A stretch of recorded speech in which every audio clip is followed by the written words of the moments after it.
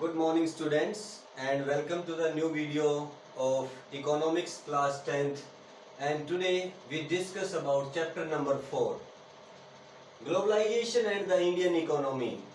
In this chapter we discuss about the role of globalization at present time. So before understanding this Indian economy, the attachment with globalization, we should know what is globalization. Globalization is the integration between countries के बीच में integration होगा, connection होगा, जो जुड़ाव है देशों के बीच में वो बढ़ता जाएगा थ्रू फॉरेन ट्रेड, चाहे वो ट्रेड की वजह से हो, चाहे वो फॉरेन इन्वेस्टमेंट की वजह से हो, विदेशी निवेश के कारण या विदेशी व्यापार के कारण। जब एक देश का दूसरे देश के साथ इंटीग्रेशन, कनेक्शन, रिलेशंस बढ़ जाते हैं, that is known as globalization. और प्रेजेंट टाइम में तो एक देश के दूसरे देश के ही साथ नहीं, बल्कि एक देश के बहुत सारे और ज्यादातर देशों के साथ ही जो हमारे कनेक्शंस हैं, रिलेशंस हैं, वो इंटररिलेटेड हो चुके हैं। ट्रेड, चाहे बिजनेस एक्टिविटीज हो, गुड्स का हो, चाहे पीपल का हो, movements continuously day to day हो रही है। सो ये that's why we are calling this period as the period of globalization, क्योंकि इंटरकनेक्शन बहुत ज्यादा बढ़ गया है एक देश का दूसरे देशों के साथ। तो naturally this process of interconnection, inter relation between the countries, that is known as globalisation.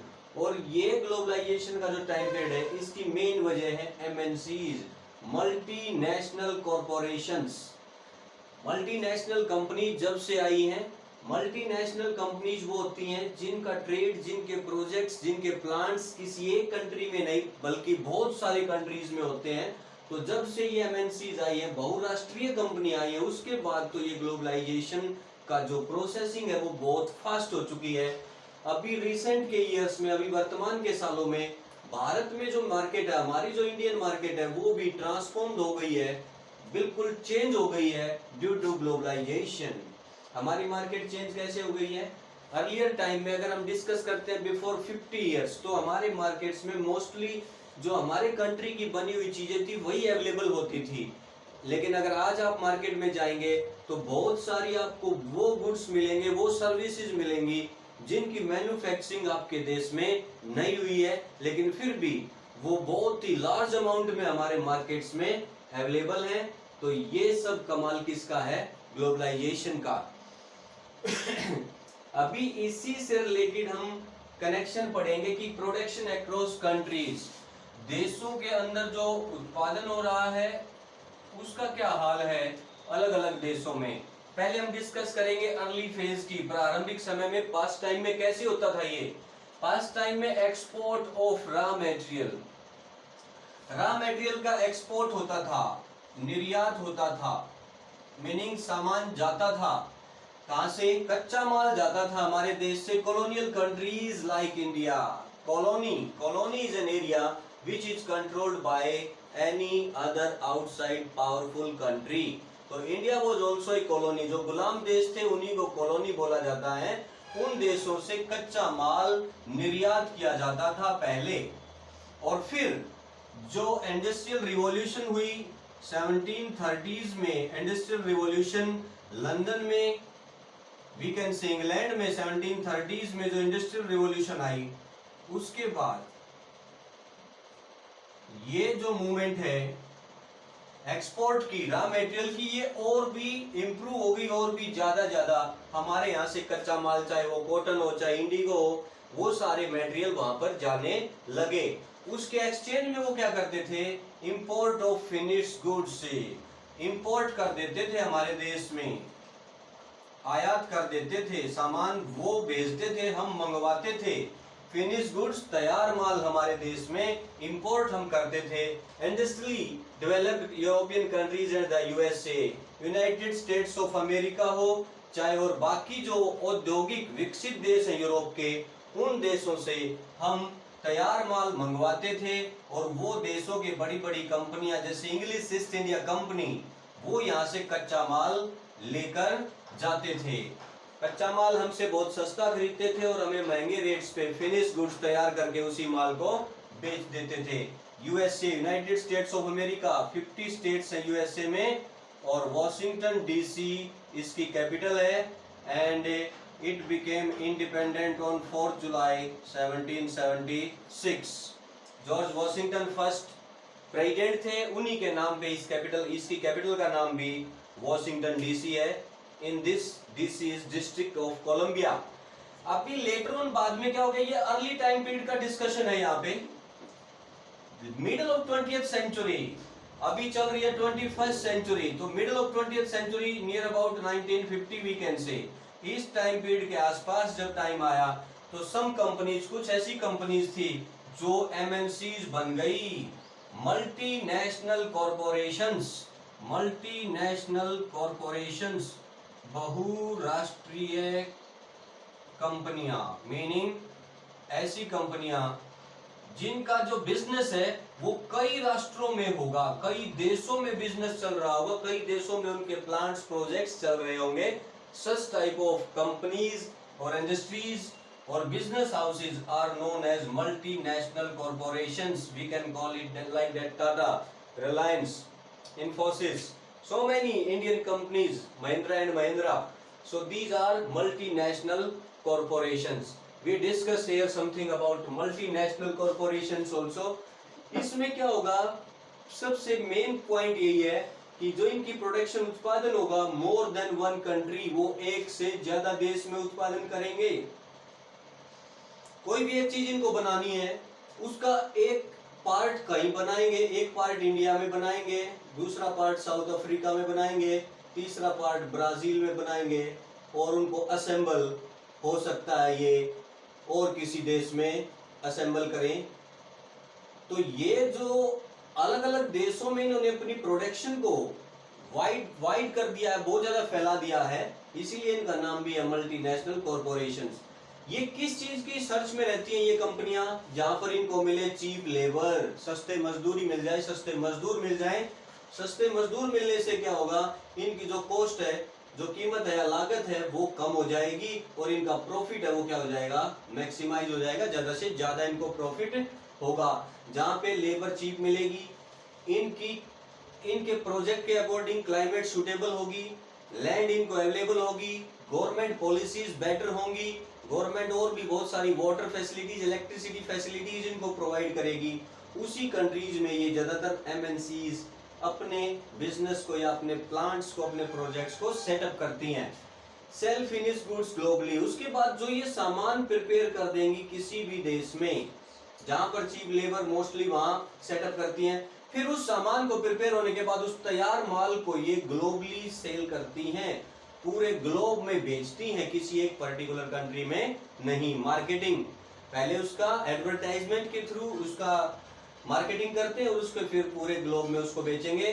Produce goods and services globally, और इनका काम भी यही होगा कि सामान है और जो सेवाएं हैं वो पूरे ग्लोब में, वर्ल्ड के किसी भी कॉर्नर में ये अपने बिजनेस को सेटअप कर लेती हैं। जहां पर इनको फेवरेबल कंडीशंस लगती हैं वहां पर ये अपने बिजनेस हाउसेस को सेटअप करती हैं।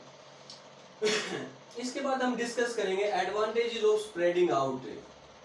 अब जो ये एमएनसी जितनी ज्यादा स्प्रेड हो गई है, फैल गई है, बिजनेस बढ़ रहे हैं, इसके फायदे क्या हैं, एडवांटेजेस क्या क्या हैं, लाभ क्या क्या है इसके। एक तो फॉरेन डायरेक्ट इन्वेस्टमेंट।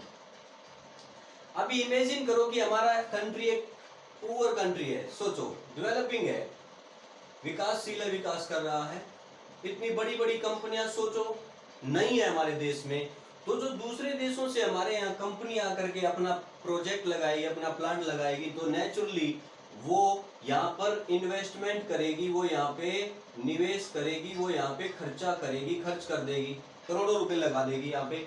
तो नेचुरली जो उन प्रोजेक्ट्स में वर्कर्स होंगे वो तो इंडियंस को ही काम मिलेगा, जो स्किल्ड होंगे, टैलेंटेड होंगे, इंटेलिजेंट होंगे।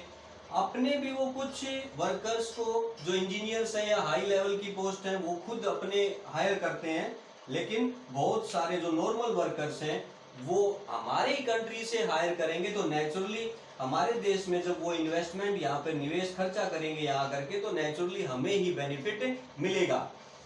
ज्वाइंट वेंचर भी कर लेते हैं वो। कई बार जो हमारी लोकल कंपनीज हैं, जैसे कि हीरो, जैसे कि मारुति, इन कंपनीज के साथ आकर के वो ज्वाइंट वेंचर कर लेते हैं। जैसे कि होंडा ने आकर के हीरो के साथ किया था और सुजुकी ने आके मारुति के साथ किया।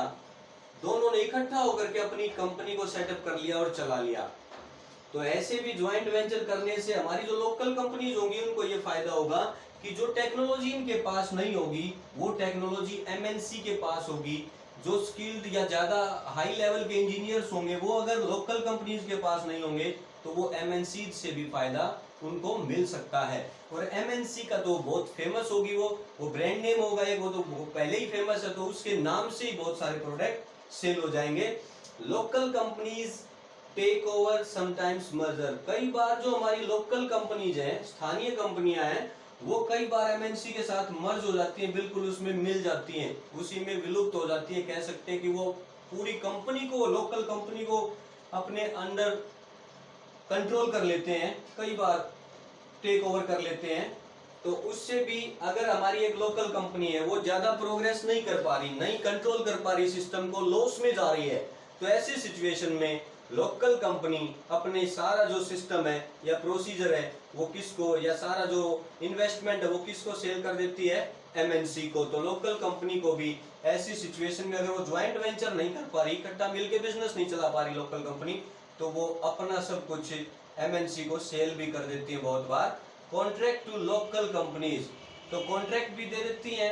अभी एमएनसी अगर एक जगह आकर के इन्वेस्टमेंट करेगी तो सारा काम एमएनसी खुद हैंडल नहीं करेगी, वो बहुत सारे जो पार्ट्स होंगे किसी भी एक व्हीकल के, मान लो एक कार है, उसी के बहुत सारे पार्ट जो लोकल कंपनीज होंगी उनको भी कॉन्ट्रैक्ट देगी वो एमएनसी, कि आपको टायर बनाने हैं, आपको या जो भी बॉडी या जो भी एक अलग उसका इंस्ट्रूमेंट है या पार्ट है, वो लोकल कंपनीज को भी कॉन्ट्रैक्ट मिलेंगे और कुछ ना कुछ ज्यादा रोजगार लोकल कंपनीज के लिए भी बेनिफिशियल होंगी ये एमएनसीज। दूसरा, एमएनसीज एक और भी बहुत इंपॉर्टेंट चीज को हायर सोचती हैं कहीं पे भी प्लांट प्रोजेक्ट लगाने से पहले, वो है मार्केट, कि बाजार है या नहीं।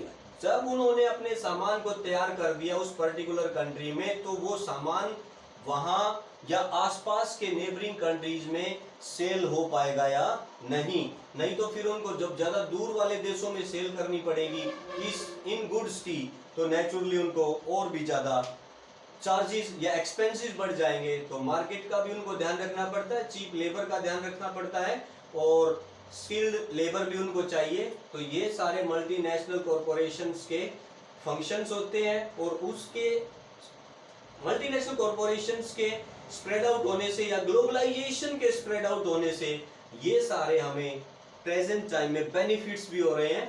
Now we discuss about the globalization and migration. Globalization की वजह से माइग्रेशन को भी बढ़ावा मिला।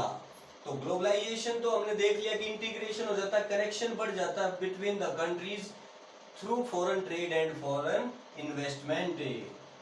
अब इसको, इस डेफिनेशन को हम अदर वे से भी बोल सकते हैं, the movement of people, goods, services, technology from one country to another country is known as globalization. In this way also same thing है कि चीजें ज्यादा पूरे वर्ल्ड में फैल रही हैं। कोई भी एक ऐसा कॉर्नर नहीं है आज वर्ल्ड का कि वहां पर दूसरे पार्ट्स ऑफ द वर्ल्ड का इंटरकनेक्शन या इंटरलिंक ना हो, और यही स्प्रेड सब चीजों का क्या कहला रहा है, ग्लोबलाइजेशन। तो माइग्रेशन पे क्या इंपैक्ट पड़ रहा है उसका? माइग्रेशन क्या है? सबसे पहले the movement of people from one place to another place. जब एक स्थान से दूसरे स्थान पर आदमी जाते हैं किसी भी वजह से, that is known as migration. तो उसको हम माइग्रेशन कहते हैं, प्रवास कहते हैं, दूसरी जगह जाके वास करते हैं, वो बस जाते हैं, चाहे वो थोड़े टाइम के लिए क्यों ना हो। इससे क्या होगा? Besides the movement of goods, सामान, सेवाएं और निवेश के अलावा टेक्नोलॉजी भी, टेक्नोलॉजी, तकनीक, निवेश, सेवाएं और सामान के अलावा भी देश कनेक्टेड हो चुके हैं, जुड़ चुके हैं थ्रू मूवमेंट ऑफ पीपल।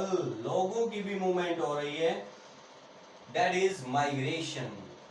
अभी इंडियंस हैं वो सबसे ज्यादा फॉरेन से हमारे कंट्री में अपने देश में पैसे भेजते हैं, नंबर 1 इंडियंस।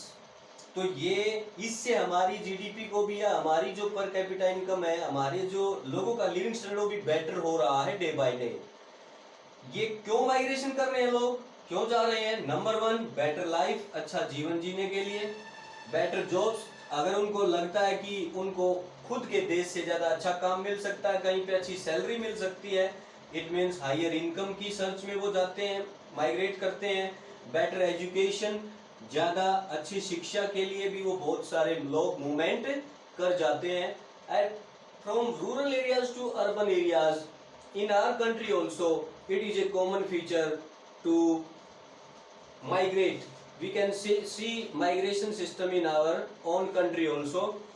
अभी पास्ट टाइम में क्या होता था, गोइंग ऑन फ्रॉम सेंचुरीज, बहुत शताब्दियों से पुराने टाइम से चल रहा है माइग्रेशन, लेकिन वो स्लोली था। अभी बीच में प्रीवियसली 50 इयर्स में काफी फास्ट हुआ, अब फिर स्लो डाउन हो गया ड्यू टू रेस्ट्रिक्शंस। क्योंकि बहुत सारे जो डेवलप्ड कंट्रीज हैं, यूएसए चाहे यूरोपियन कंट्रीज हो, उनके यहाँ इतना ज्यादा माइग्रेशन हो गया कि एट लास्ट उन्होंने बहुत सारी रेस्ट्रिक्शंस लगानी पड़ी, क्योंकि वहां पर उनके लोगों के लिए फिर एम्प्लॉयमेंट की प्रॉब्लम्स स्टार्ट हो गई। I hope you got something in this video. We will meet very soon to the next part of this video. Up to that time